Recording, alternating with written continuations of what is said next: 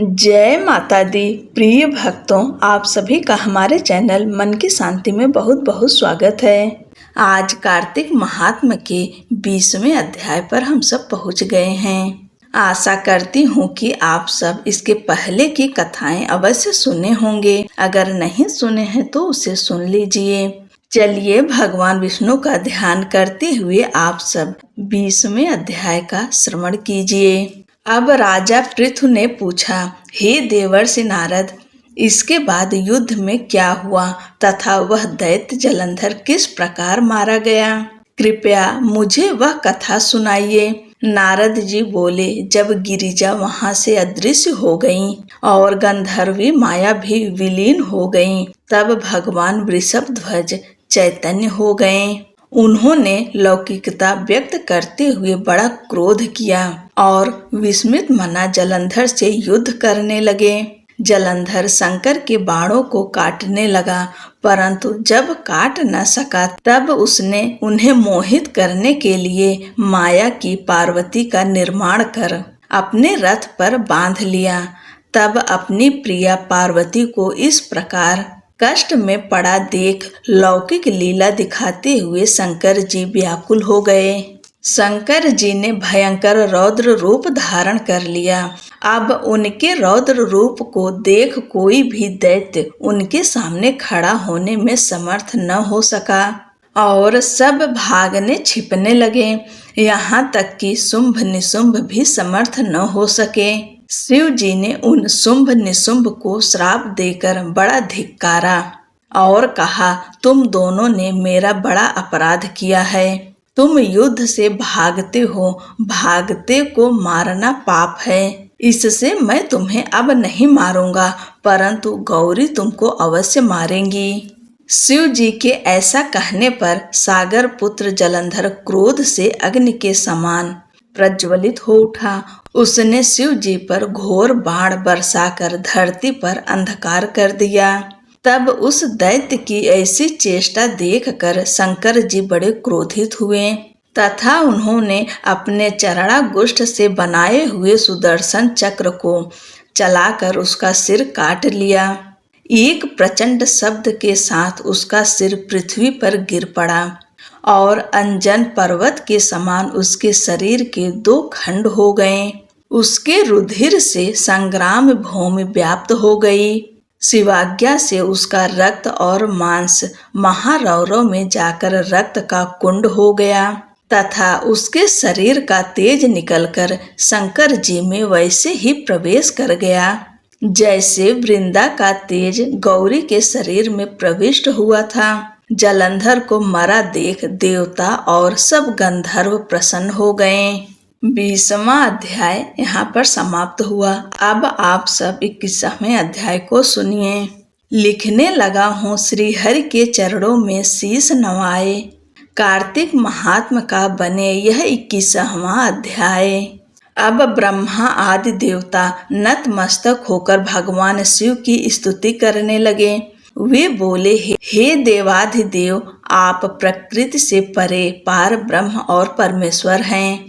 आप निर्गुण निर्विकार व सबके ईश्वर होकर भी नित्य अनेक प्रकार के कर्मों को करते हैं। हे प्रभु, हम ब्रह्मा आदि समस्त देवता आपके दास हैं। हे शंकर जी, हे देवेश, आप प्रसन्न होकर हमारी रक्षा कीजिए। हे शिव जी, हम आपकी प्रजा हैं तथा हम सदैव आपकी शरण में रहते हैं। नारद जी राजा पृथु से बोले, जब इस प्रकार ब्रह्मा आदि समस्त देवताओं एवं मुनियों ने भगवान शंकर जी की अनेक प्रकार से स्तुति करके उनके चरण कमलों का ध्यान किया, तब भगवान शिव देवताओं को वरदान देकर वहीं अंतर ध्यान हो गए। उसके बाद शिव जी का यशोगान करते हुए सभी देवता प्रसन्न होकर अपने अपने लोक को चले गए। भगवान शंकर के साथ सागर पुत्र जलंधर का युद्ध चरित्र पुण्य प्रदान करने वाला तथा समस्त पापों को नष्ट करने वाला है। यह सभी सुखदायक और शिव को भी आनंददायक है। इन दोनों आख्यानों को पढ़ने एवं सुनने वाला सुखों को भोग कर अंत में अमर पद को प्राप्त करता है। बोलो भगवान शंकर की जय, भगवान विष्णु की जय। जय तुलसी माता। श्री तुलसी चालीसा। श्री तुलसी महारानी करो विनय सिर नाय, जो मम हो संकट विकट दीजै मात नसाय।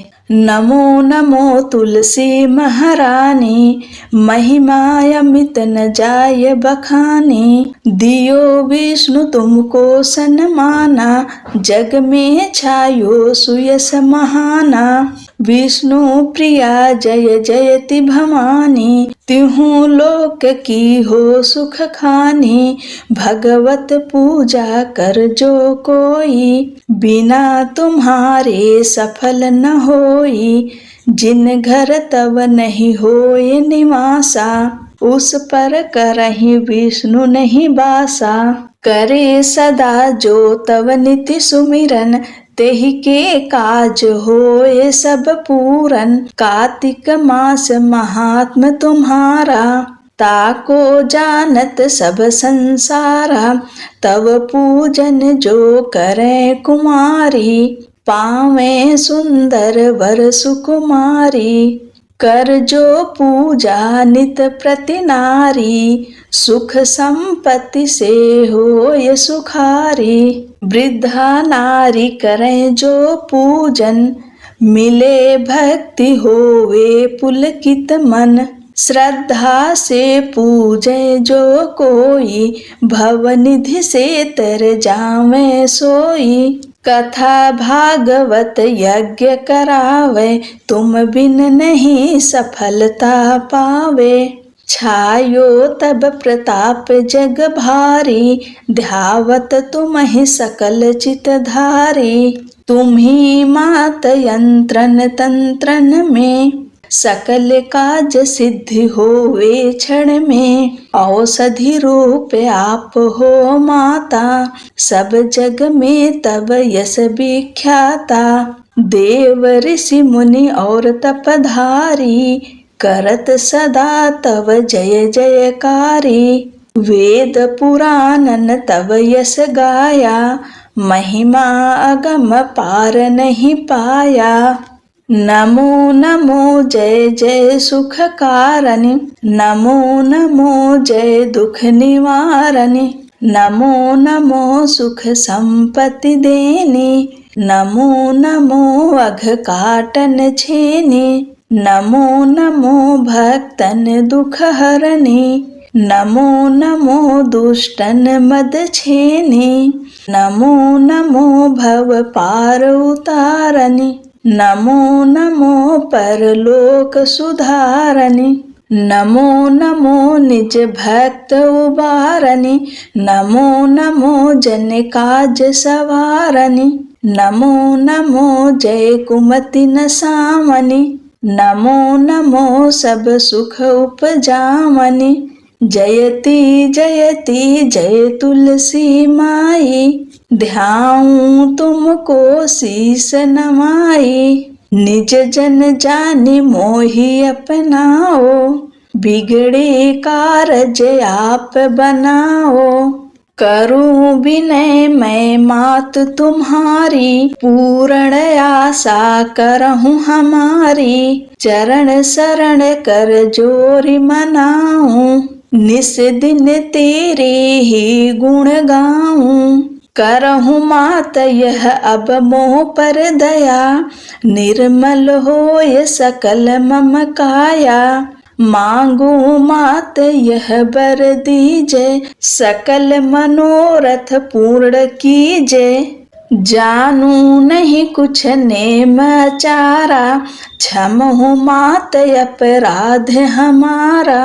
12 मास करे जो पूजा, तासम जग में और न दूजा। प्रथम ही गंगा जल मंगवावे, फिर सुंदर स्नान करावे। चंदन अक्षत पुष्प चढ़ावे, धूप दीप नैवेद्य लगावे। करे आचमन गंगा जल से, ध्यान करे हृदय निर्मल से, पाठ करे फिर चालीसा की, स्तुति करे मात तुलसा की।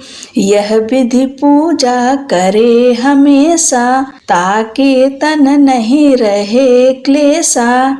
करे मास कार्तिक का साधन, सोवे नित पवित्र सिद्ध हुई जाहि। है यह कथा महासुखदाई, पढ़े सुने सो भवतर जाई। यह श्री तुलसी चालीसा पाठ करे जो कोय, गोविंद सो फल पावहि जो मन इच्छा होय। बोलो तुलसी महारानी की जय। तुलसी जी की आरती। तुलसी महारानी नमो नमो, हरि की पटरानी नमो नमो।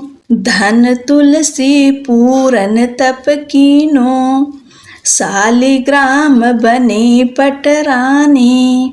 जाके पत्र मंजरी कोमल, श्रीपति कमल चरण लपटानी। धूप दीप नैवेद्य आरती, पुष्पन की वर्षा बरसानी। 56 भोग 3600 व्यंजन, बिना तुलसी हरि एक न मानी। सभी सखी मैया तेरो यस गावे, भक्ति दान दीजय महारानी। नमो नमो तुलसी महारानी, नमो नमो तुलसी महारानी। हरि की पटरानी, नमो नमो जय तुलसी महारानी। बोलो तुलसी माता की जय।